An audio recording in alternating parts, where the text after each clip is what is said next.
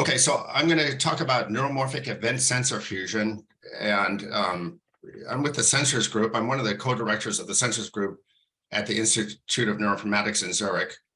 This is a group photo taken a few days ago where students and postdocs in the labs are from 3 different continents, and I co-direct this group with Shiqi Liu, who's sitting right here.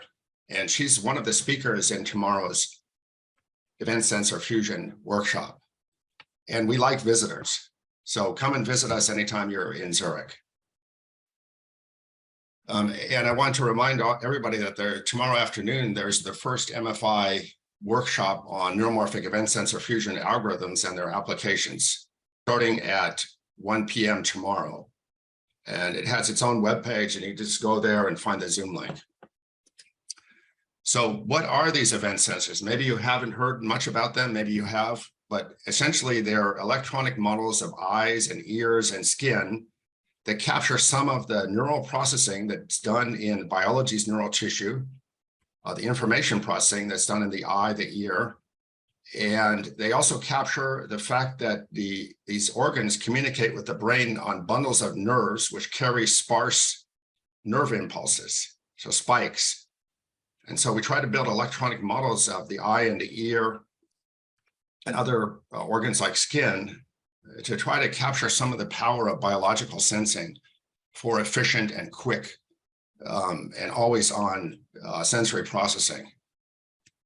So if you take, for example, an event camera, a dynamic vision sensor event camera with a frame camera, by the way, let me know if the video is not correct or not. But in this lovely video from Davide Scaramuzza at the Robotics and Perception Group at the University of Zurich, it compares the output of a standard frame camera to this rotating dot. You see the sequence of stroboscopic frames, but the dynamic vision sensor event camera just puts out the brightness change events continuously. And if the dot stops moving, the standard camera just keeps putting out the same picture over and over again. So it's very wasteful. The DVS just stops putting out events because there's no change in the input seen. And if the dot moves really, really fast, the standard camera will alias and motion blur it. And ideally, the DVS will just put out a tighter helix of these events in space-time. So I hope that's clear. That's the basic idea of these event cameras, which model the transient pathway in the eye, how they differ from standard frame cameras. And the nice thing about this DVS pixel is that it really does model the 3 layers of processing in a biological retina: the photoreceptor layer, the bipolar cell layer, and the ganglion cell layer, where the spikes are generated, they're sent on the optic nerve to the brain. It doesn't model the lateral processing, but it models just this horizontal processing as outlined by Kuffler many, many decades ago in the horseshoe crab. You know, the pixels have transistor circuits in them and a photodiode, which turns the photocurrent continuously into a logarithmic voltage. So that's where the automatic gain control and the wide dynamic range comes. Then this continuous voltage signal is passed through a change detector, which models the bipolar cells here. This thing memorizes the log intensity every time this switch is connected and then disconnected. And then the change in log intensity appears here. It's amplified by a factor of 20 or so.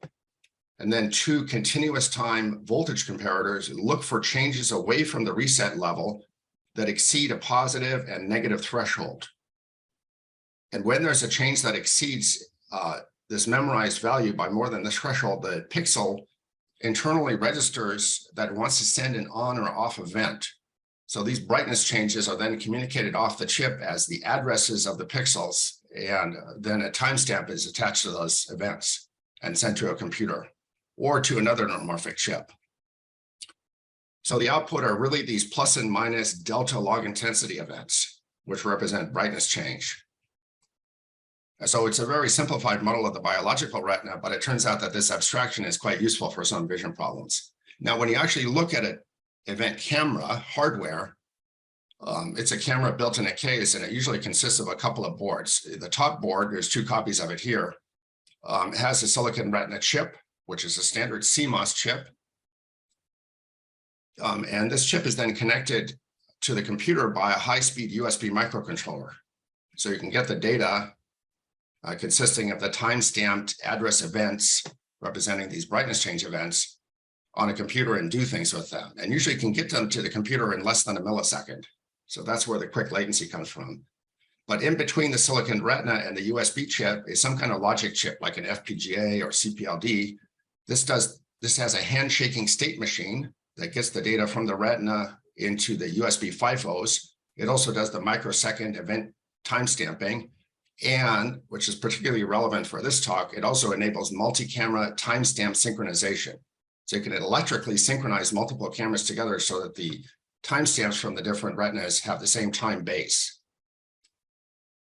By the way, I want to ask the audience to just raise a hand. I can't see the audience panel, but if the organizers could let me know if there's a question, I'm happy to take them during the talk.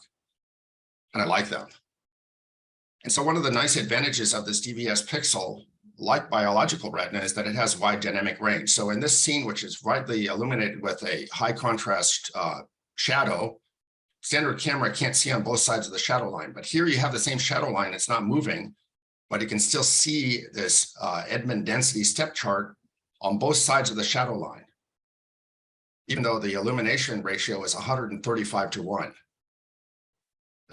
And that's because of the logarithmic response of the photoreceptors right at the front end. So that's really nice for working in scenes with uncontrolled lighting. You really don't have to worry about exposure too much.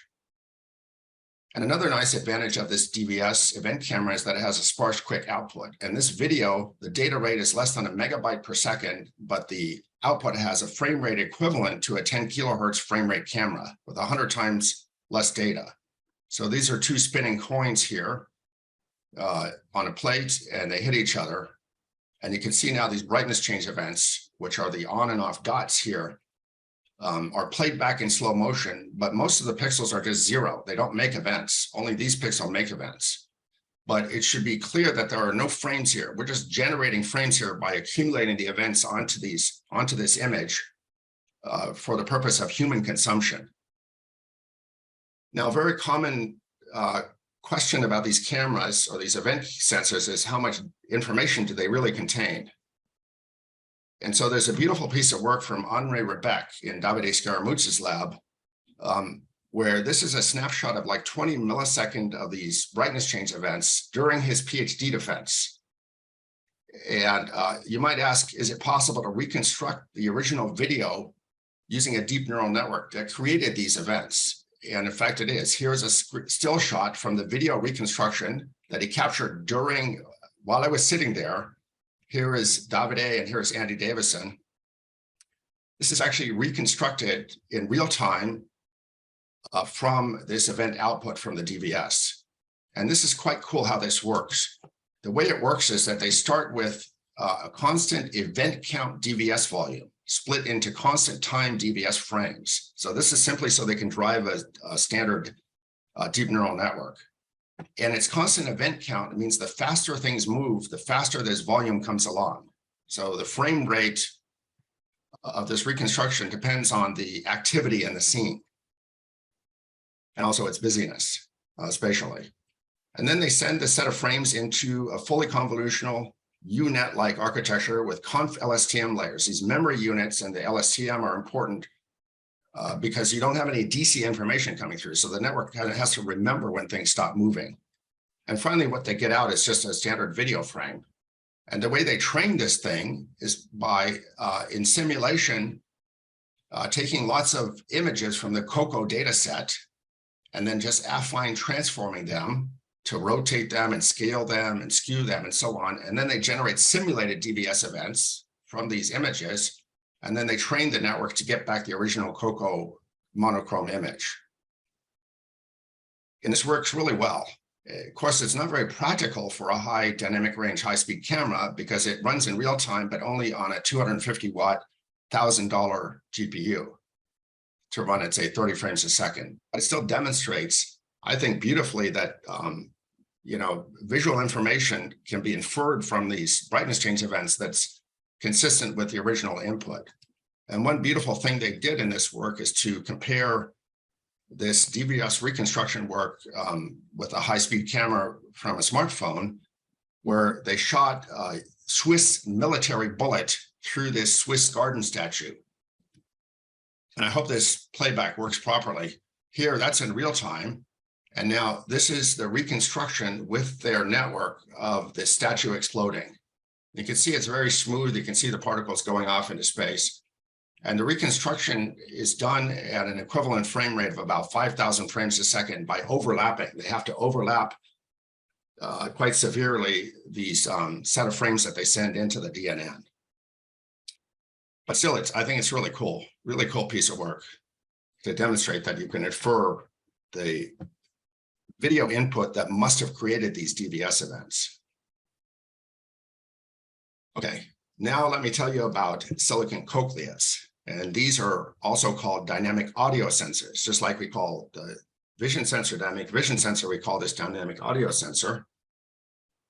And they electronically model the biophysics of what happens in a cochlea as the pressure causes vibrations of this membrane along this basilar membrane in this chamber that's in our ears. And the way this basilar membrane works, if you're not familiar with it, is that the sound pressure coming in on the this bone here causes this membrane to vibrate. And this membrane is stiff in the beginning, and then it becomes more floppy in the end. So that results in an amplitude response of this basilar membrane as a function of frequency that depends on where you are in the membrane. So at the input, the thing is stiff, right? And so the frequency response is centered at high frequency, in this case, about 3 kilohertz. But when you get to the end of the membrane, the frequency responses drop down to maybe 100 hertz. So this acts like a continuous time frequency analyzer, but also preserves the precise timing of the audio input. So you can build an electronic model of this resonator out of transistor circuits, and then you can attach to it another circuit which models what's happening on the inner hair cells. These are the cells that are laying alongside the basilar membrane and feeling the vibration with these little tendrils that stick out of the hair cells. And these hair cells then take these vibrations and rectify them and turn them into neural spikes that are sent up the auditory nerve to the auditory midbrain. There's also feedback from the auditory midbrain onto the outer hair cells that can do things like gain control, active damping. So anyhow, you can build electronic models of all this stuff. And when you do that, you end up with a chip, which is this one right here. This is a binaural cochlea chip, has 2 channels of input, one for left and right ear. There are 64 frequency channels that span from 20 hertz to 20 kilohertz. And this is a video of the activity. I have to go out of this pointer mode. How can I get out of it? Okay, so this is a spike rastergram of the events coming out of the silicon cochlea. So this is time on this axis, and this is the frequency channel of the events coming out of the cochlea on this axis. And it's in response, I believe, to me singing the song Happy Birthday. It's not playing here. So you should see these spike rastergrams. Yeah, there they are. So the colors here represent the left and right ear. So red is right and green is left. And most of the time it's yellow because they're kind of hearing me sing happy birthday to you. And you can see it acts like a kind of a spectrogram, right? Sometimes there is low frequency activity caused by vowels. Other times there are hisses and so on that cause activity across all the frequency channels. But basically, this is very compressed representation of the precise timing coming out of the silicon cochlea. So if you take these cochlea spikes and represent them as a kind of a cochleogram, so at each position here is a function of time and channel, you plot one of these spike events, you get something that looks a bit like the original spectrogram here. This is frequency and actual input spectrogram. You see that they look quite similar. They're not the same, but they're similar. And this is the response to the classic sentence, she had your dark suit in greasy wash water all year long. And now you can listen to the original sound. She had your duck suit and greasy wash water all year. I'll play it again. She had your duck suit and greasy wash water all year. Now, if you do a rather simple reconstruction, this is not a deep neural network. It's just a reconstruction taking account of the fact that these spiky events mean delta changes in the voltage output from the basilar membrane model. She had your duck suit and greasy wash water all year. She had your duck suit and greasy wash water all year. Could you guys hear that clearly? I think so. We were able to hear it loudly. I don't know, but Okay. it sounded okay, yeah. Okay, so you see that the original information about the audio is there still, right? So no big deal, you can reconstruct, but now you have a frequency representation of that also preserves precise timing. And so the cool thing about that is not only can you do audio processing, She had your duck suit and she had your duck, but you can also do azimuthal localization using the intraoral time difference between left and right ear cochlea events. So what I mean by that is that if you have one of these cochleas and it's listening to a sound that's not centered on the left and right ear, but is more in one direction than the other, then there's a time delay between reaching the two ears. And this time delay is expressed as a small time difference in the left and right ear channel spikes as a function of time here. So again, this is a rasterogram here. And if you inspect this closely, you see the spike from the left ear and the right ear slightly different. And so you can do things like the direction of sound, the horizontal direction of sound localization at the same time you're doing audio recognition. So this is a very early demo of this here. Here we see the spikes from the cochlea and a localization result showing the peak where the sound is located. With this, the pan tilt unit is driven such that it orients towards movements in the visual field and towards the localized sound. And so if I now start talking, let's see if it moves towards me, and yes, it does. And now I will start talking, and now it moves back where I am. Right. So that's really exciting because now you can do spatial audition with these sensors and in such a way that the computation is activity driven. So if there's no sound, or your gain control is turned down on the input, you don't get any output, so you don't have to do any processing. All right. Now, the real grandmother of all neuromorphic event sensor fusion is Misha Mahowald's stereo chip, which is published in her PhD thesis and also made a YouTube video about this work. I'm going to play a clip from this to show you where it was at around 1992. And this is from a documentary about Misha, who suffered from severe mental illness, schizophrenia and manic depression, and finally killed herself. About 20 years ago now, but her work is really beautiful. So I'm going to play this little clip from this documentary. Stereo is an interesting problem because it's something that happens in the brain. By the time you get into cortex, you see a lot of activity resulting from the cortex itself. The brain is imagination. And that was exciting to me. I wanted to start building a chip that could imagine something. And stereo is the first and simplest problem where it's very clear that something is being imagined. There were 3 different video monitors that were used, one for each eye, one for the stereoscopic depth computation, oscilloscopes, power supplies, voltage meters, 2 large tables full of equipment with blinking lights, and then the chips that I had built myself, which were by and large held together with wire tied in random places on the proto board and sort of loose ends hanging off every which direction. One of my retina chips was quite touchy. The design wasn't ideal, and if you apply the wrong voltages to the chip, it has a tendency to latch up, which means it gets very hot. Sometimes it melts. It's a bad thing. And these chips were so delicate that even though they had sent me 20-odd copies of the chip, I only had 2 left. And I needed 2 to do the demonstration because I was doing a binocular stereo demonstration. And I turned the power supply on, and there was a loose wire chip got really hot, and I thought, oh no, I've ruined it. This is the last chip, and it's never going to come alive again.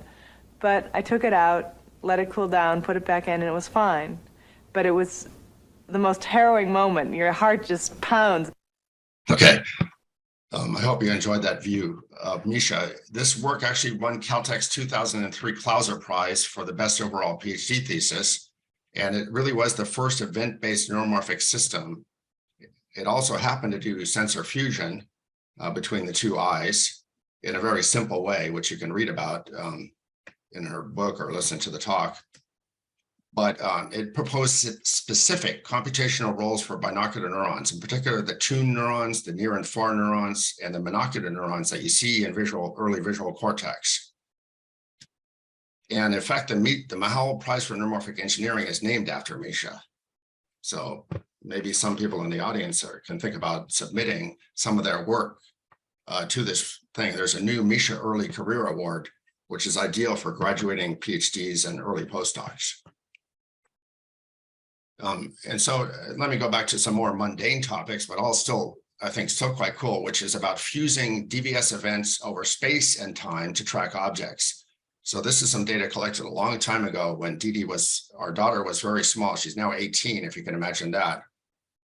Just started university, but this is recorded from the 210 freeway in Pasadena during Christmas. And these are DVS events as cars drive by. So you can see the cars here going down. You might be interested in how fast the cars are going, how dense the traffic is. Are they changing lanes a lot? Because that's an indication of a traffic jam about to start. And it turns out that with these DVS events, you can easily track lots and lots of cars at very low computational costs. You see each color here is one car. It's not perfect tracking, but it's extremely cheap and quick and fast. And the way this tracking actually works is for each event that you get from the DVS, you find the nearest car. Say the event comes right here. And if the event's within the cluster, you just move the cluster a little bit in the direction of the event. If the event's outside a cluster, maybe you spawn a new cluster, but you don't show it yet, right? It has to have enough support. And periodically, you have to prune starved clusters and merge clusters and so on and do lifetime management. And this kind of algorithm is very attractive for embedded systems because it has very low computational cost. You can run it on a small computer or even microcontroller easily, and it has no frame memory requirement. You just have 100 bytes or so per object that you want to track, and there's no frame correspondence problem because the events continuously cause the clusters to move along. So we've done things like build this robo-goalie, which uses a DVS to watch balls on a table. It has a single servo motor, and its job is just to block balls that you shoot at the goal. And the whole thing, it consists of a camera, a servo motor, and it's all run on a laptop. And this is from 2007 here, blocking balls shot at the goal. And because of the quick output of the DVS, you can really get end-to-end 2 millisecond reaction time at low CPU load with USB interfaces under Windows using Java, which is all the wrong way to do it. And you see how it works here. The balls coming at the goal look like the cars on the highway. You can also track the arm of the goalie and calibrate it. And it's able to handle lots of balls shot at it. And you see the balls some are yellow and some are white, and they don't have that much contrast relative to the table. But you can still solve this problem rather easily. And I just want to show this has never been shown in public before. This is a laser goalie from a later Telluride, I think 2008. It did the same thing, but now added to the DVS an actual laser, which is on a pan tilt system. So every time the ball is blocked, it turns on this laser and actually tracks the ball. You can see that here. You see the laser turning on and kind of tracking along with the ball. So that's kind of like an indication that the system knows about that particular ball and wants to block that ball. So it turns out that these simple robots based on one servo and, high level language are quite easy to build using these sensors. But it's not really sensor fusion, except in the sense that you're fusing events over space and time to take advantage of the spatial temporal coherence. Now, this data has also never been shown in public before, which is in regards to fusing binocular DVS events for quick stereo disparity. And this is in the backyard of our house in Pasadena. I happened to see when I was on a flight advertised in one of these airline magazines, one of these burp guns. These burp guns, you just pump it and it shoots out one of these little plastic ping pong balls. And so I set up a stereo pair of DVS cameras that Patrick Lichtsteiner had assembled. You see the two cameras here interfaced electrically to this PCB board, and down here is a USB connector. So this actually merges events together into one USB stream, making it really convenient to do stereo vision processing. This thing is still hanging in our office in Zurich and not used very much now, or not used at all, in fact, for the last decade. In any case, with this data, I was able to collect this data. You can see me standing there, and these are the balls coming at us. And in this representation, the events from the retina are such that the green events mean left retina and red events mean right retina. And the playback is at constant event rate. So that's why the speed up is changing depending on how fast the balls are going. You can see it goes up to about a factor of 10 speed up, or slow down, I should say. So you can modify this notion of tracking a single object to tracking a binocular object by just adding a disparity to the object. So now you track both clusters, but they're all both centered on the same object. And that's shown here in this video, which I just actually recorded yesterday from my computer. And now you can see it doing this binocular tracking. And I'm going to play this in slow motion so you can understand better what's going on. Here's a single ball coming. The monocular or the binocular location is this orange thing. The green is the left retina and the red is the right retina, and the D is the disparity, which grows over time. You see it starts at a small disparity in pixels. This is a 13 pixel disparity between the two inputs, and it grows over time, and this is the disparity velocity. So using this approach, I believe it would be quite easy to build like a batting robot or something like that that would block a thrown object. But nobody's done that so far. Yet another way to fuse the events from two retinas is to use two retinas that are looking at an object like a pencil. I don't know if you've ever tried to balance a pencil on your hand, but humans can't do it. It's just too fast. And so in this beautiful work, in this robot built by Jörg Conrad, who's now at KTH in Stockholm, and Matthew Cook, who designed the algorithm, was with us at INI, they realized a pencil balancing robot. And you see here actually two retinas, one here, and they're both watching this pencil here on this arm, which gets moved around in 2 dimensions. And in this robot, all the computation is embedded in the 32-bit circa 2009 microcontrollers that are on these PCB, and this PCB. So these two actually do the tracking of the pencil, and this one here does the PD control. I think it's really impressive. And we just fired this up a couple of years ago in Telluride, and it still works. And you can see Rin here, the son of my friend in Kyoto, put his smartphone back there, or his Game Boy, and it still worked, even with this moving background. And so when the pencil waves around like this, it creates a kind of a fan of events in space and time. And so Matthew Cook's algorithm, which you can read about in this paper here, actually implemented a continuous time Huff transform, where every event updated the estimate of the angle and position of this pencil. And it's all computed on this 32-bit fixed point microcontroller. And so by merging these position and angle estimates from these two sensors together in this control, you could actually control the pencil visually. So I think that's a beautiful piece of work. Another lovely piece of work in event sensor fusion is the work from Riyadh around 2011, which is learning epipolar lines from DVS events and natural video. So he had the idea of taking a binocular pair of these DVS cameras and just showing it a Hollywood movie. Within a Hollywood movie, there's lots of natural video statistics. And just by doing a correlation of the events from the left and right eye, you can learn the epipolar lines. In other words, the line of a pixels in the other camera that corresponds to each pixel in one camera. And so for an example, for these particular points here in red dots here, you would expect epipolar lines corresponding to them that would basically be flat lines, but they might be curved if you had a distorting lens or something like that. What he actually gets out of this correlation algorithm are these epipolar lines, which look quite reasonable. and especially compared with the ground truth epipolar lines that are measured by conventional methods. And the beautiful thing about this approach is that it only requires a few minutes of natural video. So you simply have to hold the pair of cameras up, walk around a bit, as long as your scene is sufficiently dense to create these correlations. You can easily, at low computational cost, extract the epipolar lines for each pixel in each camera, which makes the stereo matching problem obviously much easier. So directly related to this is the talk from Professor Guillermo at the Fusion workshop tomorrow, because he has advanced stereo processing from these retinas. Okay. What about fusing eyes and vestibular sensors together? So you know that we all have this vestibular sense in each ear that tells us how our head is rotating and accelerating.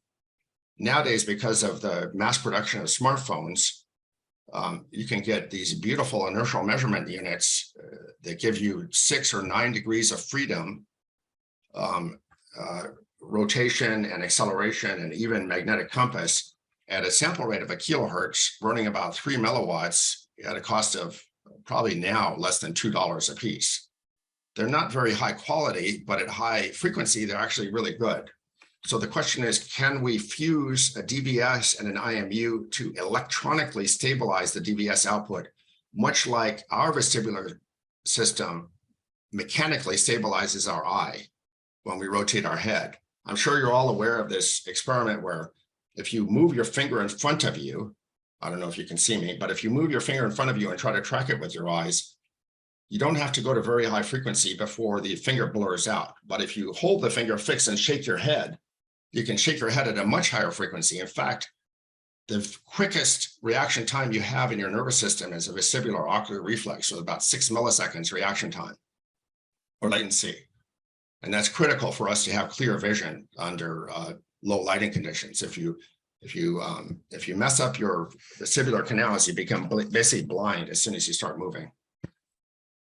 So we asked the question whether you could electronically stabilize silicon retina output by fusing these two things together.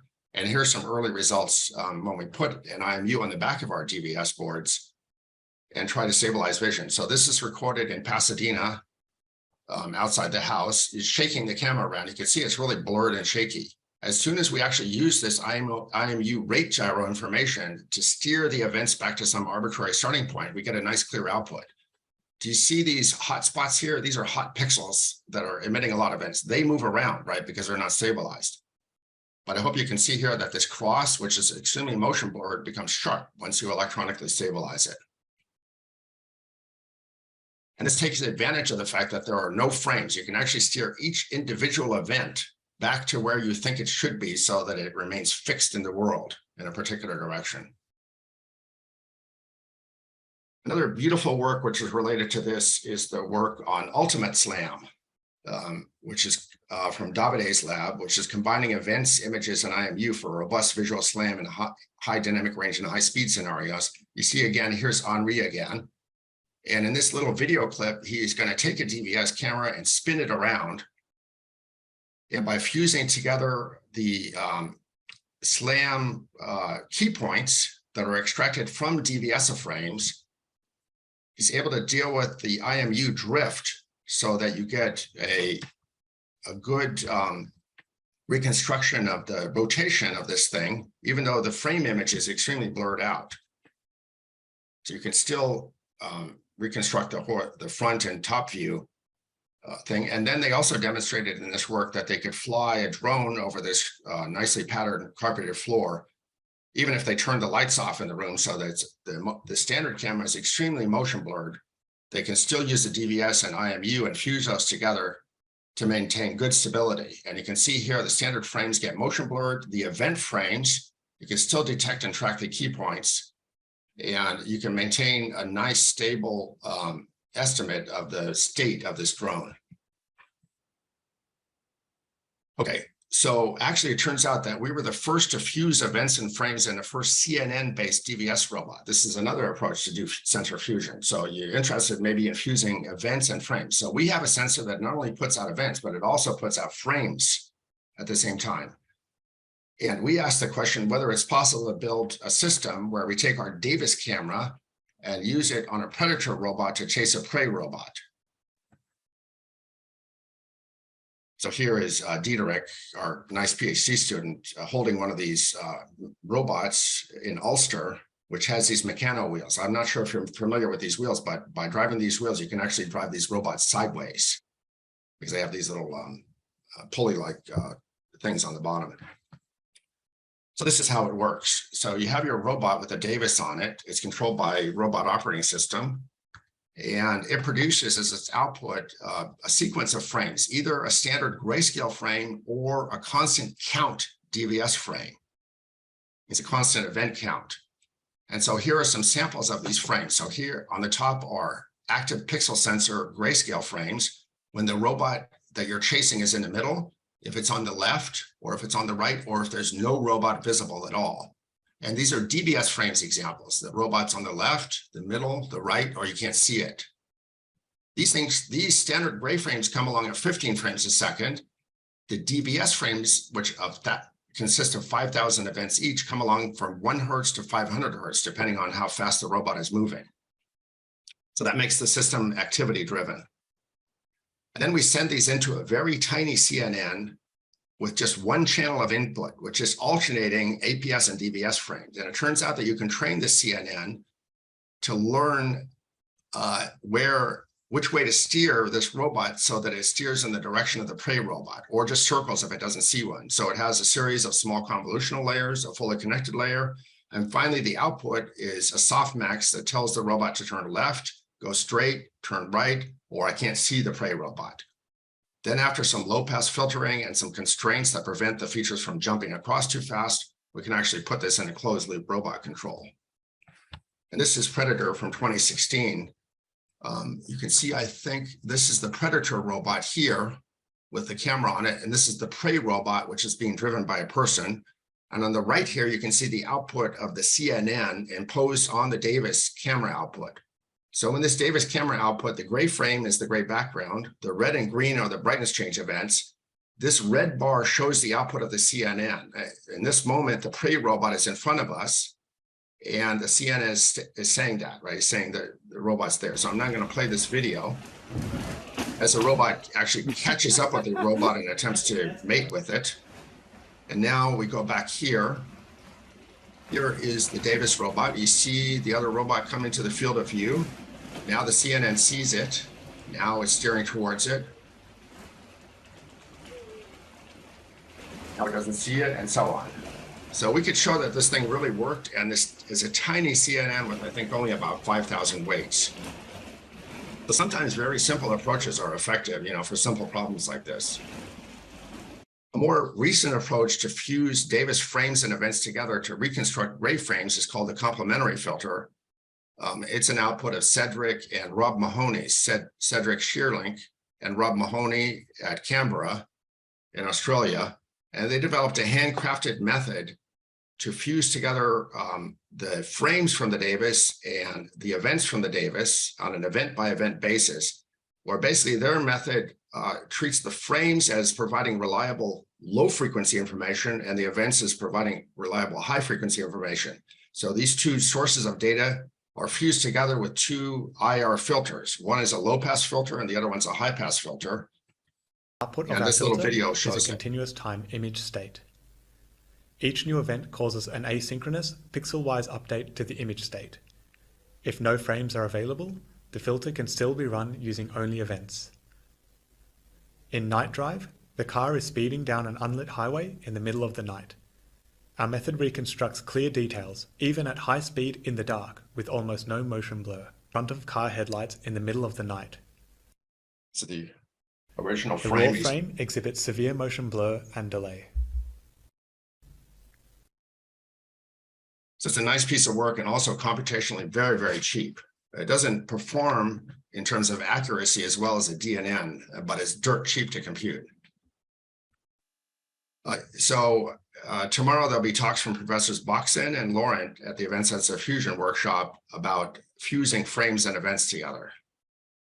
The last piece of work I want to advertise are these beautiful data sets from Cornelia Fermiau's lab from Levi Berner, which are called EV-EMO. EV-EMO stands for Event Camera Independently Moving Objects.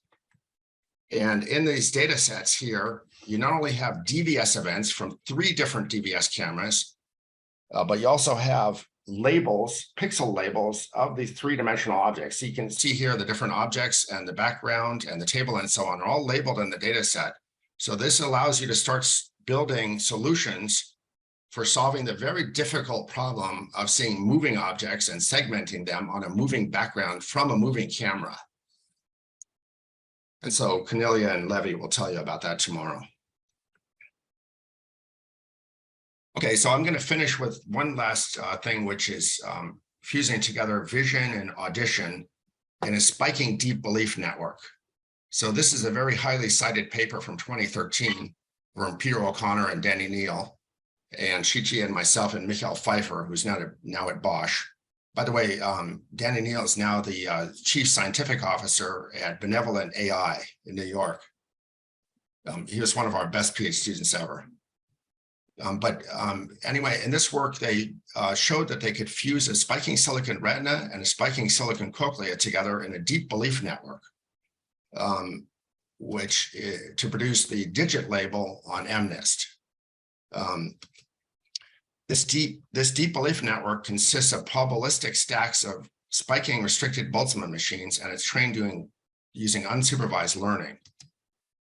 And more recently, Ilya Kiselev, our PhD student, showed that you could actually implement this spiking DBN on a hardware neural network accelerator called Minotaur that was also developed by Danny Neal. So this whole DBN retina cochlea system was actually implemented in hardware FPGA system. And the way it works is, or what it can do is that you showed an ambiguous visual input like a 4. This input coming from this DVS could be either a 4 or a 9, right? It's ambiguous. So you can interpret it as either a 9 or 4.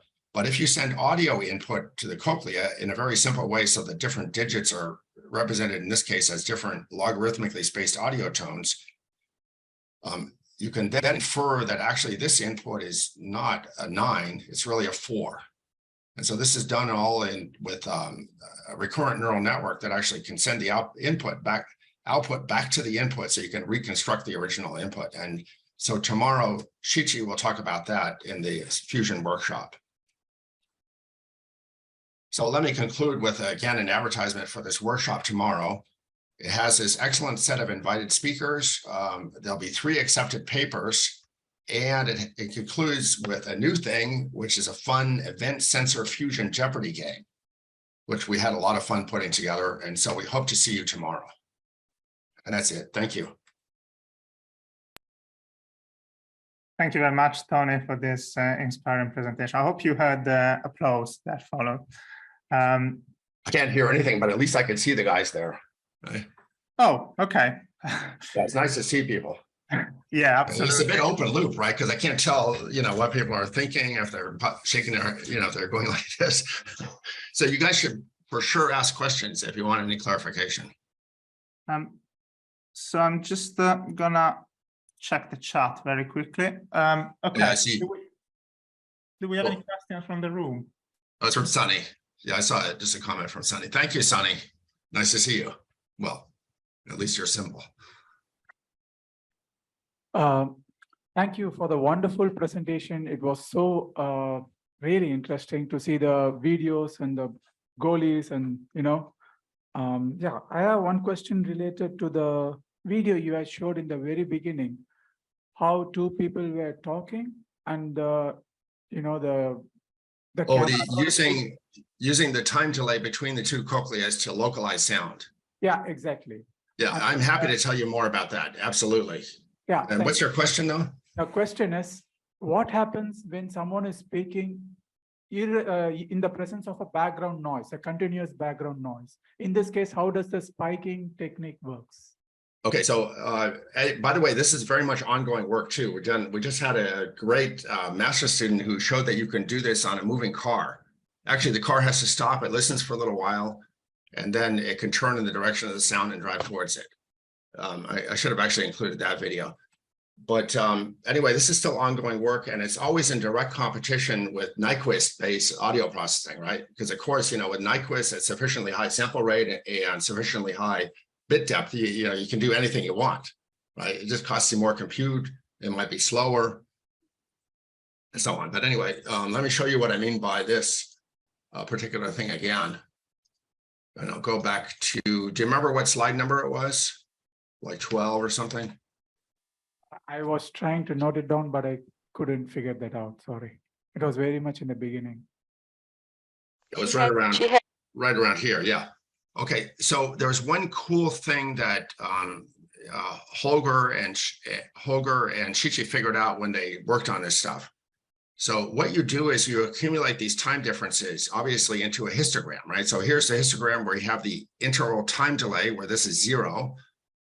And this is like plus and minus 700 microseconds, right? That's the maximum ITD for a human is like 700 microseconds delay between the 2 ears. And you accumulate those events into this histogram, and then you can get some idea easily of the direction of the sound. Now, what you have to do is remove the effect of reverberation. So what you want is the direct sound, not the indirect sound. Because the direct sound tells you where the sound's coming from. The reverberations just tell you where it bounced from, right? And so the trick to do that is very simple. You just discard any such events that aren't preceded by silence, right? If they're preceded by silence, that means that when you see the event, it's likely coming directly from the sound source. Yeah. Right? You get the direct sound first because it takes the least time to get to you. Now, in the presence of background and so on, I mean, if you try to do this demonstration in a crowded conference, you forget it, right? It just wouldn't work at all. You have to integrate for a long time and do fancier stuff for that. But it's very much interesting to industry, who are building wearables, hearables, and things like that. So it's ongoing. And obviously, you should try to do such things with DNNs nowadays, not with handcrafted methods. Okay, thank you for the explanation. Sure. Yeah. Do we have any other question from the room or online? Jan, I have a question. First, thanks for the talk. It was really interesting. How are these cameras, the field of view of these cameras compared to normal cameras? And can you use like lenses in the way you use them, for example, to bring objects closer, or how does that work? I love these basic questions, by the way. I'm happy to take any kind of question like that. Yeah, so if you look at one of these cameras, go back here to the camera itself. I mean, it's just a standard camera, like a USB camera. This is a lens mount here, right? So you basically have a lens mount here. You put on your favorite CCTV lens or micro lens or something like that. It depends on the focal length of that lens. If you put a short lens, it'll have a wide field of view. A long lens, it'll be telephoto. And we've done things like mount these things onto telescopes and looked at the sky at night and tried to track stars and satellites. In fact, that's of great interest to the satellite community, because they're worried about something called the Kessler phenomenon. Do you know what the Kessler phenomenon is? Yeah, I do not. Yeah, the Kessler phenomenon. That's what happens when you have lots and lots of satellites in low Earth orbit and they hit each other. If two satellites hit each other, they break up into thousands of pieces. And if any of those fragments hits another satellite, it again creates thousands of fragments. So we're at real risk in the next 50 years or so, creating like a ring of satellite debris around Earth that'll make it impossible to launch any satellites into that zone. And so there's great interest in continually updating the ephemeris, the atlas of where all satellites and all space junk is, even down to centimeter-sized space junk. And these orbits, you can't just measure them once like Pluto, or Jupiter, right? You measure that once, it's good for thousands of years. But this space junk is under the influence of the weather because the atmosphere is always going up and down. So the orbits are always slightly changing. So you have to keep updating these atlases all the time so that precious satellites like communication satellites or space station can move out of the way if it knows that it's in risk of getting hit by one of these pieces of space junk, which the relative velocities are huge, thousands of kilometers per hour. And so, of course, there's great interest in this business of watching these satellites from the ground and trying to track them all the time. And so, there's some people that are trying to use these event cameras to make this job easier and cheaper and computationally more efficient because of their high dynamic range and high speed response. But, it's just experiments right now. Anyhow, they're just normal cameras. You just put lenses on. Hope that helps. Okay, thank you. And you can buy them. I mean, they're still expensive. You can buy them from about 3 different companies, two or three different companies you can buy. Like our own spinoff Innovation makes a series of these Davis cameras and DVS cameras. There's another company called Prophecy that sells also these DVS cameras, although they don't call them that. Yeah, but they all, some they have resolution up to about a megapixel. And nowadays the output bandwidth has gone up higher and higher, right? When we built them, they only have a maximum event rate of about 10 mega events per second, but nowadays the latest cameras can put out up to a claimed giga event per second.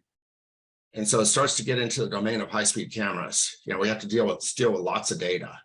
And so it's valuable to think even about algorithms that get rid of most of the data, right? So you only keep the most precious data.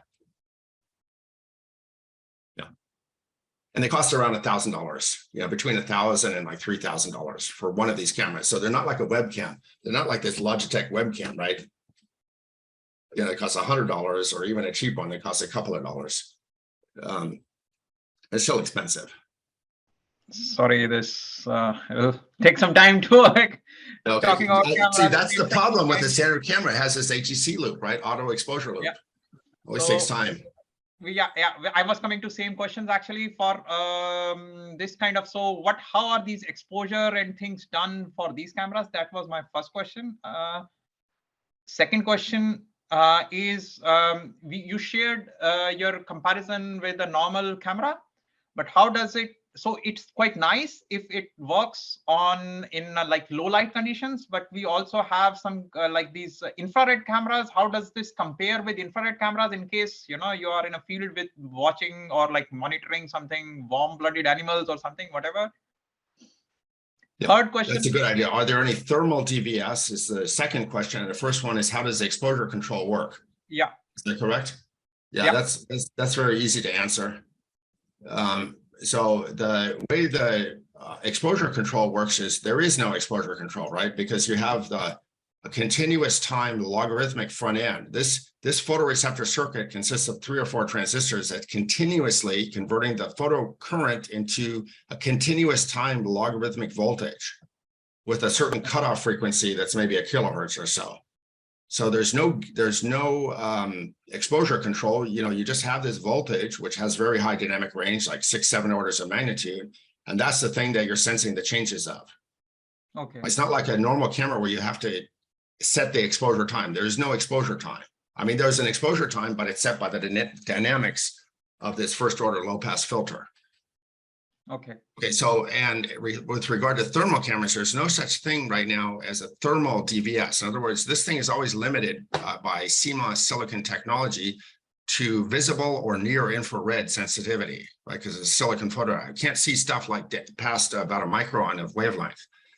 But I know there's an active development right now from DARPA, which is very top secret, but it's a big DARPA program to develop the first thermal DVS that actually works based on merging together a silicon wafer with the readout and a low band gap material, which is cooled so that it can sense these long wavelength photons. And they want to do stuff like, tracking plumes of aircraft and missiles and things like that. Yeah.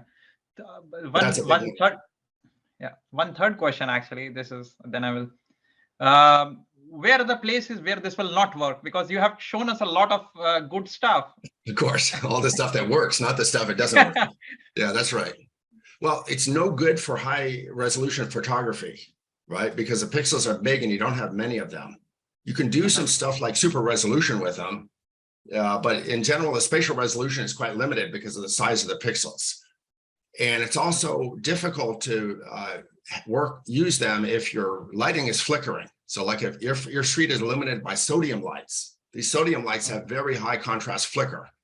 And that really sucks for DVS because it causes all the pixels to spike synchronously. And you don't want them to spike synchronously because then they just jam up the readout bus. So you can do things like limit the bandwidth of the pixel and increase the threshold in an automatic way. You can have an automatic control of that in a feedback control way, just like you have auto exposure control for normal cameras, but it's not ideal. Okay. And anytime you want to see something that's not moving at all, a pure DVS is not good, right? Because it's blocking all the DC. So that's why we like this Davis that has this combination that you also find in biology of a static visual input and a dynamic visual input. You know, you have sustained and transient pathways in the visual system, right? That go to the temporal and medial pathways in the brain. And so across all biology, you see this partitioning into two different pathways, one that handles high spatial resolution and low time resolution, and the other one that handles low spatial resolution and high time resolution. And so, you know, we like the cameras that combine those two things. I guess I will ask next. This is Daniel. First of all, thank you very much for your presentation. It was very, very interesting. I guess my question is related to the last part of the discussion that you were having before.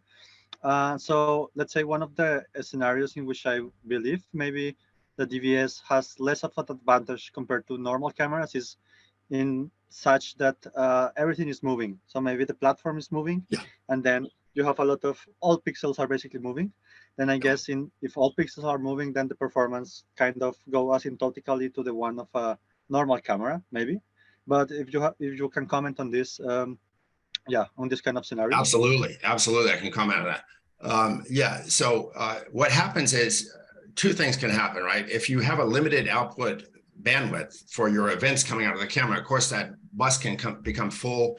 And when the bus becomes full, it's really bad because then pixels have to wait their turn and you lose all the timing precision of the events.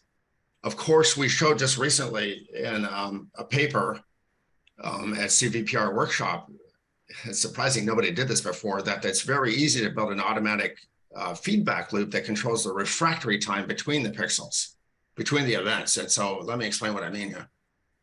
You can just put the refractory time is actually the best way to do it. Can you see my mouse pointer? Not well, huh? Okay, yeah. So you see here, actually this switch here, which memorizes the new log intensity here. If you hold the switch closed for a little while, say like a millisecond, then of course it ignores all the change for that millisecond.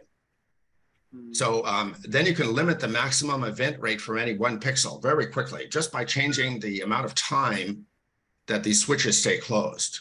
So that turns out to be the most practical way to just very quickly limit the event rate when, say, for a car is looking at a dense scene like a forest and is turning a corner, or a drone is suddenly rotating, then you get a very high event rate. So what you do when you sense that is you just turn up this refractory period, and it means that the pixels will only see the leading edges. They won't see the detailed structure of objects, but they'll still see the leading edges of objects.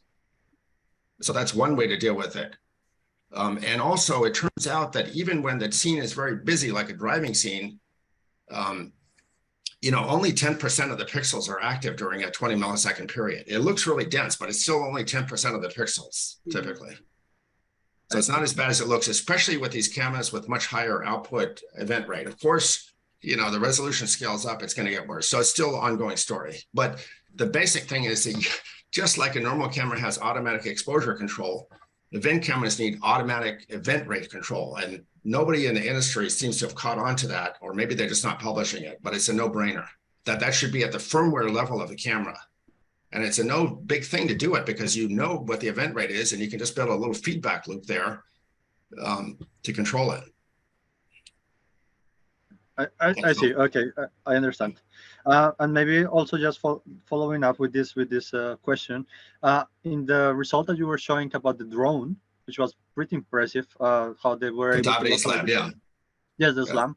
I was wondering if something was done to mitigate the problem of, you know, a lot of events coming in, maybe as you were mentioning, but if there was something already implemented in this result. I mean, I have to admit, I'm not a big expert on this ultimate SLAM stuff, but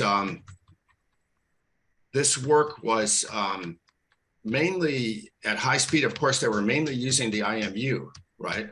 Oh, I see. I see. But they were removing the drift in the IMU using this rather low quality key point tracking. So maybe I can be more specific by just playing the video. I mean, I recommend that you go and read the paper carefully. Yeah. I'm not gonna show that again here. Someone have lost the Zoom screen here. Yeah, I recommend you just go read the paper carefully to see what they've really done here. It is really cool work, and they did show that they were able to fly this drone over this highly patterned carpeted floor. But remember, this is in 2018, right? This is now 4 years later. And it is true that the key point tracking is not of very high quality when you use these DVS frames, right? The key points dance around a lot. So you're not going to do super precise, object detection and mapping of the scene and things like that. But it is enough to take out drift in the IMU. Okay, I understand. So take a look at the paper, right? And what's happened since then from those guys, because they're much more expert on that stuff. I don't know. I never did SLAM with my own hands, right? So I don't know the ins and outs of it. No. Okay, I see. I will read the paper. Thank you very much. Thank you. That's fun. I enjoyed giving this talk. I think we're out of time now, right, Don? We probably have a few more minutes if it's okay with you. I don't know whether there are more questions from the room. No more. I have a very quick question.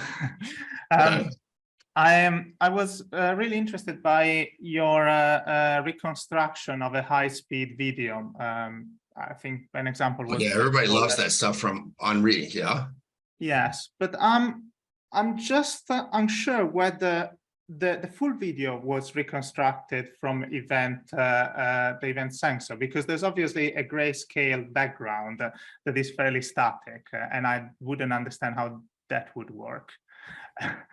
Right. Well, listen, it fades away. I mean, basically, the key is that the memory units within the conf LSTM remember what they've seen in the recent past. And statistically, based on all this training data, I've seen it with my own eyes that it actually does work quite well. Of course, if you show it a white wall or a black wall, it's not going to see that, right? You have to move around a bit to constantly stimulate the DVS, just like our eyes are always moving around, right? You can't hold your eyes fixed. So it's like that. Has been initialized in another position, then has been moved to look at that scene. It's going to have some after image, right? It relies on some kind of continuous stimulation to stimulate the hidden units and the conf LSTM. Basically, they're just like IR filters, right? You drive them, they're going to infer that, this pixel's a bit brighter than the neighbors because it got some more on events. It can do stuff that the complementary filter can do in a handcrafted way, but taking advantage of lots of knowledge about from the modeling, it's all trained in with transfer learning. It takes advantage of the fact that there's information available from the spatial temporal context around you and the statistics of natural video input. Yeah, it's quite cool, and you could never handcraft that, right? It'd be hopeless. It's clearly hard to fully comprehend, but it may. And by the way, there are lighter weight versions, which Cedric, the guy who did the complementary filter with Rob Mahoney, he came up with a FireNet. He used the one to train the FireNet. It's a much lighter weight conf RNN that does not quite as good a job, but it's much cheaper to run. But it's still, I wouldn't regard it as a practical high-speed camera. You still have a limited frame rate, which is the one you're reconstructing at. And you're not going to run that at very high speed, right? Not like a kilohertz, right? There's no way you can reconstruct it at kilohertz. Okay. Right. But it's still cool to show that the information can be inferred. Yeah. And obviously the right thing to do, which nobody's done yet, is to combine the IMU, the Davis frames, and the DVS events all together. Right? Because right now it's only taking DVS events. Yeah. But you have the frames too, right? In fact, you can even in a feedback way, expose the frame when you need it. Mm-hmm. In other words, the network could say, oh, I need a frame, so expose me a frame. Or the camera's rotating a lot, right? All that information can be easily fused together. Yeah. And I think some of the speakers tomorrow are going to talk about some of that stuff. Very interesting. I'm looking forward to the workshop. Okay. Yeah, I think we ran out of time. So if you would like to join me in thanking Tobi for the wonderful presentation. Thanks for the good questions too. It was enjoyable. And come tomorrow, and especially for the Event Sensor Fusion Jeopardy game. I will At 5 o'clock UK time tomorrow. We need an active audience, even if they're completely ignorant. I will certainly join you and see you there. Okay. Thank you very much, Tobi. Bye-bye, guys.